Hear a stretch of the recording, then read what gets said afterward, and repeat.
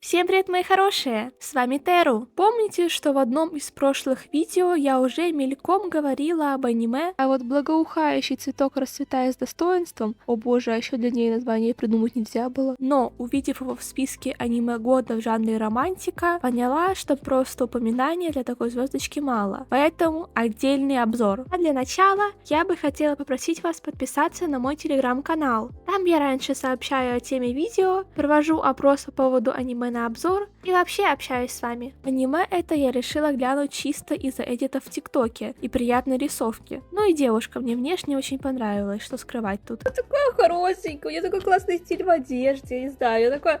Ты тоже нормальный. У нее такое платьишко хорошее, красивое. Она такая...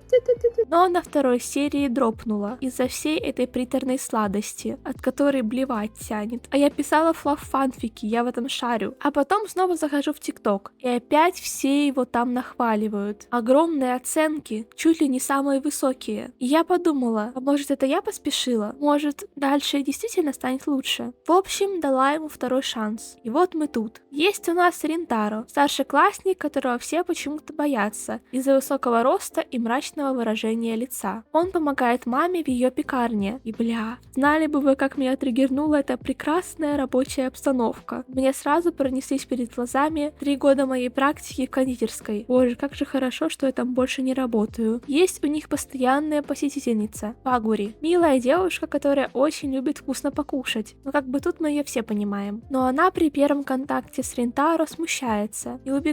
Он решает, что это просто испугалась его, как и все остальные. При второй встрече она уже угощает его пирожным, которое в итоге сама же и съела, но не суть. Извиняется за свою реакцию и пытается познакомиться. И боже мой, как же мне выворачивает от кринжа при просмотре. Особенно моменты, когда Вагури краснеет и начинает произносить какие-то милые речи, что я этот стыд через экран чувствую. Ну не могу я! Это все показано так гипертрофированно и карикатурно. Этот бляха еще ничего не соображает. Мне из этого еще более неловко. А это их разница в росте. Ринтаро сам принимает Вагури за ученицу средней или даже младшей школы. Такая мелкая. Она из средней? Да что здесь происходит? Меня угощает младшеклассница в моей же пекарне? Да и окружающие то и дело подчеркивают ее маленький рост. Сам Ринтаро 190 сантиметров ростом, а она 148. У них разница в ёбаных 42 сантиметра. Это что за пиздец? Даже в Вики лицо Вагури полностью не помещается. 148 сантиметров — это средний рост для 12-летней девочки. В Японии, может, и для 13-14 лет. Люди там в целом миниатюрнее. Но, 42 сантиметра разница. Вы вообще осознаете эту разницу? И я сейчас не пытаюсь сказать, что низкие люди или высокие, или просто пары с большой разницей в росте — это плохо. И я их осуждаю. Нет, люди не выбирают, с каким ростом родиться. Но автор может выбрать рост своим персонажам. И знаете, мне уже просто надоела эта вечная огромная разница у романтических пар. Я их от этого меньше любить не стану. Но честное слово, сколько можно? Ну ладно, возвращаемся к нашим баранам. Вагури по пути к станции гопают какие-то хулиганы. У них вообще странные отношения с Ринтаро. Они его вроде презирают, но в то же время боятся до усрачки. И стоит ему только появиться, как они сразу сбегают. В общем, да, замахиваются они на бедную девочку, но Ринтаро вовремя прибегает и спасает ее.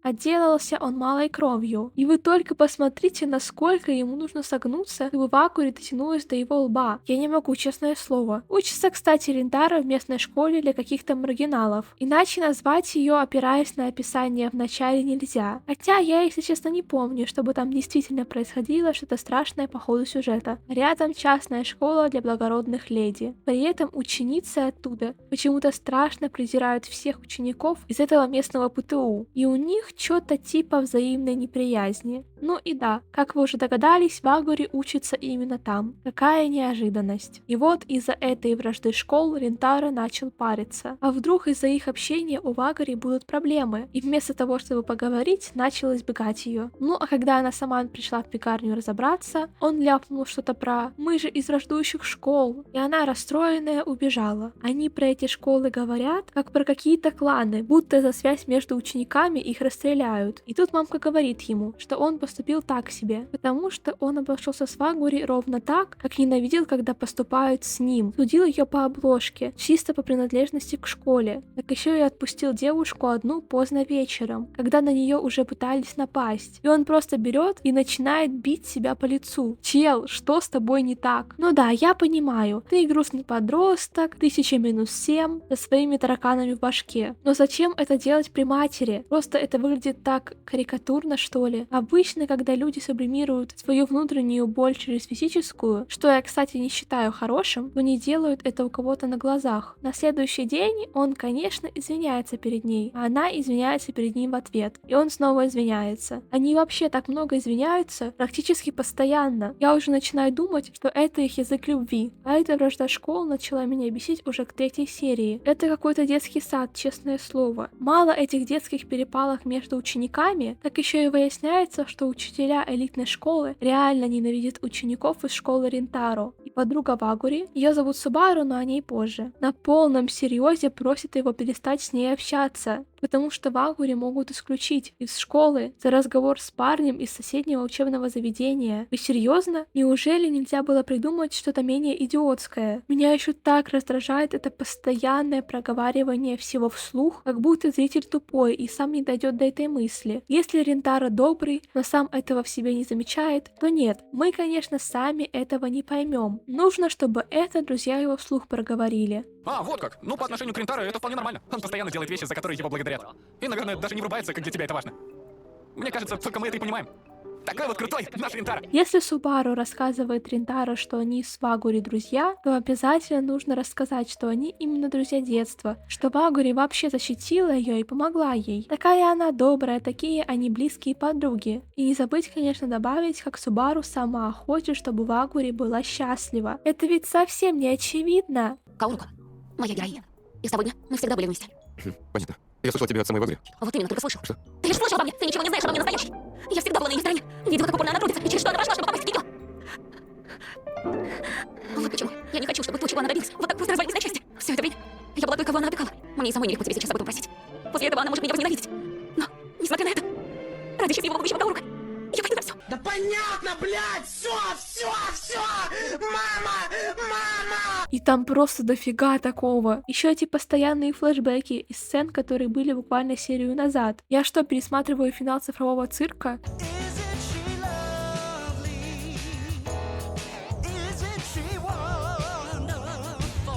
Дальше Субару рассказывает Вагури об их с Ринтаро разговоре и извиняется. И ангел во плоти Вагури ее, конечно, сразу прощает. И даже сама извиняется в ответ, непонятно за что. В итоге у Субару и Ринтаро даже удается подружиться, и она одобряет их союз с Вагури. Потом они знакомятся с друзьями Ринтаро. Я их раньше по именам не упоминала, но челики забавные. Есть у нас клоун Усами, милаш Аято и умник Саку. Саку, кстати, мой любимый персонаж здесь. Они все мило дружат, учатся вместе, в летние каникулы едут на море запускать фейерверки. Субару немного отстранена от общей группы. У нее есть некоторая неприязнь к парням, потому что именно они травили ее в детстве из-за необычных волос. Но они разговаривают, и все налаживается. Я, кстати, еще с первого просмотра опенинга подумала, что Саку и Субару будут вместе, так как слишком уж они проработанными ощущаются на фоне остальных. В аниме этого, конечно, не показали,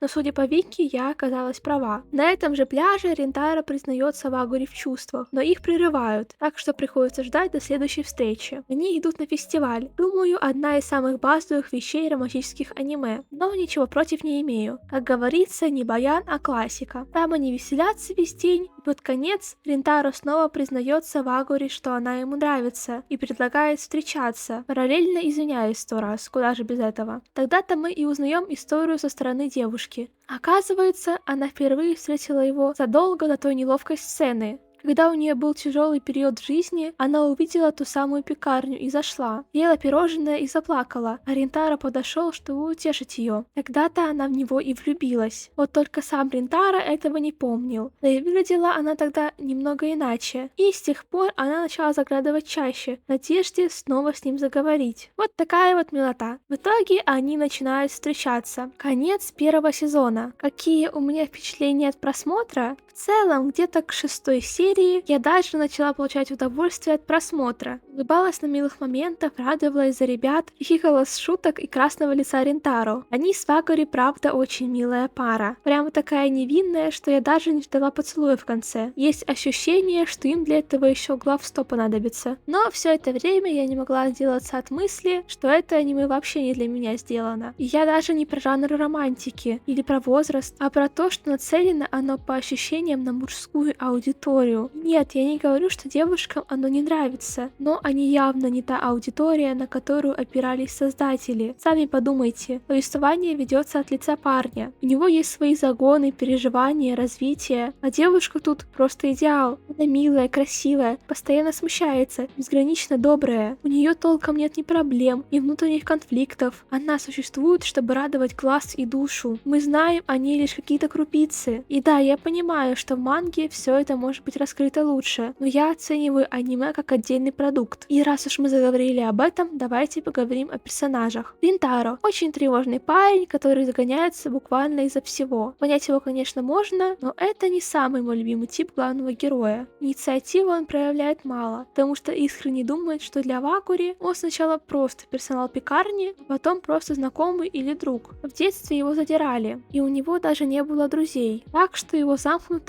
объяснима. В целом он довольно добрый и сострадательный. На этом они с Вакури и сошлись. Он растет, но очень медленно. Каждый шаг вперед — это 2 шага назад и 5 изменений. Но все-таки растет, и на этом спасибо. Вакури, как я уже и говорила, слишком идеализированный женский образ. Чуть ли не ангел во плоти. Она добрая до невозможности. Взять хотя бы тот случай, где она вообще без каких-либо колебаний простила Субару. После того, как та просила Ринтаро не общаться с Вакури, то есть Субару без твоего ведома пытается прервать твое общение с парнем, в которого ты влюблена, а ты даже немного не разозлилась? Серьезно? Ведет она себя постоянно нарочито мило, вечно смущается, у нее румянец на лице не пропадает буквально никогда, но при этом инициативу проявляет в основном именно она. Я не пытаюсь сказать, что девушка не должна проявлять инициативу. Дело в том, как это подается. Она как будто не имеет права злиться, обижаться или быть неудобной. И тут, к слову, я могу посоветовать свое видео о женских персонажах в аниме. Там я раскрываю эту тему подробнее. Пикми я ее тоже не считаю, и вообще не очень люблю это слово. Хотя есть вероятность, что я написала его на обложке, чтобы привлечь ваше внимание. Извиняюсь. Отдельно хочу отметить ее наряды и прически. Практически каждую встречу вне школы она в чем-то новом и невероятно красивом. И тут я ее искренне понимаю. Когда тебе предстоит встреча с человеком, который тебе нравится, тоже хочется надеть что-то новое и красиво накраситься. Ну и школьная форма у них тоже миленькая, чего уж тут. Субару. Та самая подруга Вагури. На первый взгляд спокойная и даже холодная, но на деле оказывается довольно стеснительной. Внешне она проработана не хуже Вагури, но выглядит старше, что мне в ней, кстати, очень нравится. В остальном, все, что можно было сказать о ней, я уже сказала выше. Приятная девушка, лично мне она симпатична. Саку. Мой любимый персонаж в этом аниме. Хотя, если честно, в манге мне его, кажется, нарисовали лучше. Посмотри, какой этот персонаж красивый. Какой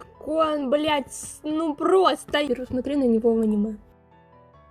Почему он выглядит как дед? Да посмотри на эту няшечку, вкусняшечку. Да ты посмотри, какой он хорошенький. Самый умный из всей компании. Времени ему уделили немного, но он все равно привлек меня своим характером. На первый взгляд спокойный, но на самом деле легко смущается и может даже вспылить, если задевает его близких. Усами и Аята идут парой, потому что оба совершенно не раскрыты, существуют чисто для того, чтобы дружить с Ринтаро и поддерживать его. Отдельно скажу про картинку. Она реально красивая, цвета теплые, линии мягкие. Анимация плавная, глаза у всех сияют. Особенно мне понравилось, как рисуют еду. Я чуть ли не через экран чувствовала запах этих пирожных. Музыка тоже приятная. Опенинг такой, базовый для этого жанра, подходит под настроение. Технически без претензий. Студия Cloverworks справилась отлично, но за 2-й сезон обещанного Неверленда я этих мразей все равно не прощу. И знаете, я даже благодарна этому аниме за одно. Оно напомнило мне, что я не люблю, когда все слишком сладко. романтика, и что я все-таки ценю в романтике какой-то реализм, где девушка может быть злой, неудобной, где герои ошибаются по-настоящему, они извиняются каждую минуту. Но при этом я смотрела и улыбалась, потому что иногда, когда мир вокруг слишком сложный, хочется включить что-то теплое и предсказуемое. И вот для этого благоухающий цветок идеально подходит. На 2х мне вообще нормально так зашло. За пару дней посмотрела, хоть и с некоторым ощущением кринжа.